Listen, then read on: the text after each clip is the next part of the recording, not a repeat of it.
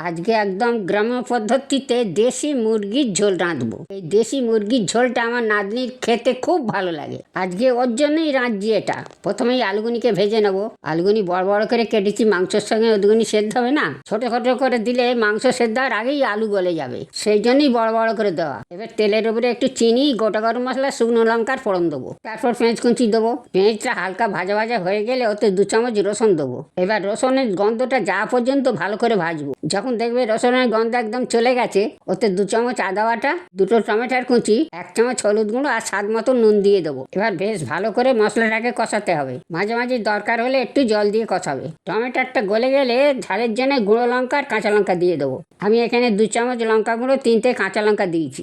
মশলাটা আর একটু কষে নিয়ে তারপরে মাংস তুলে দেবো। এবার বেশ অনেকক্ষণ ধরে কষাতে হবে। দেশি মুরগি তো সেদ্ধ হতে টাইম লাগবে, সেই জন্য আরো বেশি করে কষাতে হবে। মাকে গিয়ে বলতো একটা পেঁপে পেড়ে নিয়ে আসতে। পেঁপে কি হবে ঠাকমা? পেঁপে কুচি দিলে তাড়াতাড়ি সেদ্ধ হয়ে যাবে। কটা পারবে, একটা না দুটো? কটা লাগবে বলো। একটা গোটা তাই লাগবে না, একটা পেড়ে তার অর্ধেকটা কেটে আর দে। ঠাকমা পেঁপেটা কখন দিতে হবে? এই তো এখন দে না, কষার সময় তো দিতে হবে। এখন দিয়ে দিলে মাংস কষতে কষতে অর্ধেক সেদ্ধ হয়ে যাবে। মাংস কষার সময় পেঁপে দিয়ে দিলে তখন আর প্রেসার কুকারে দিতে হয় না, ও এমনি সেদ্ধ হয়ে যাবে। এবার কিছুক্ষণ ঢাকা দিয়ে ঢাকা খুলে মাংসটা কষাবো। মাংস থেকে জলও ছেড়ে দিয়েছে, পেঁপেটাও অনেকটা গলে গলে এসছে।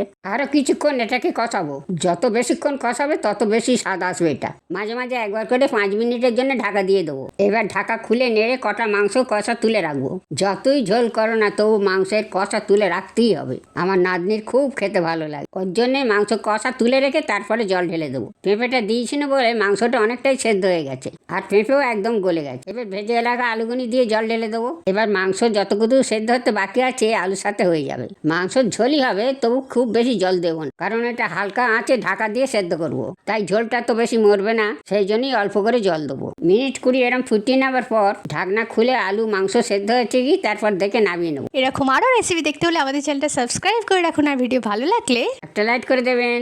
তোমরা বাড়িতে বানিয়ে জানাবে আমাকে কেমন লাগলো। রান্না করে নিজেও খাও, সবাইকে খাওয়াও।